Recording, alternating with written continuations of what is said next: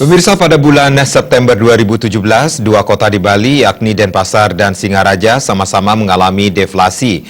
Berdasarkan catatan BPS, kota Denpasar mengalami deflasi 0,33% dan kota Singaraja 0,78%.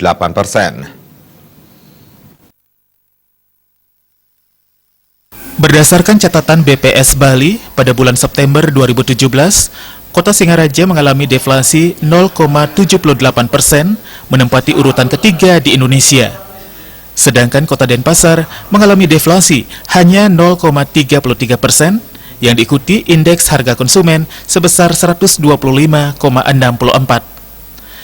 Kepala BPS Provinsi Bali, Adi Nugroho, mengatakan, deflasi Kota Denpasar ditunjukkan oleh turunnya indeks pada kelompok bahan makanan, kelompok transportasi, komunikasi dan jasa keuangan, serta kelompok pendidikan, rekreasi dan olahraga.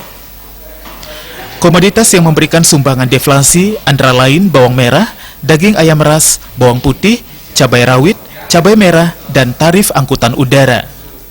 Sementara komoditas yang mengalami peningkatan harga dan menahan laju deflasi, diantaranya emas, perhiasan, rokok, jeruk, dan beras.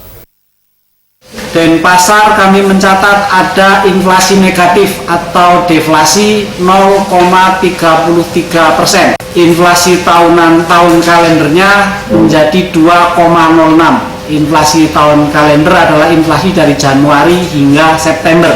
September 2017 dibandingkan dengan September 2016, 12 bulan terakhir, total inflasinya adalah 2,86%.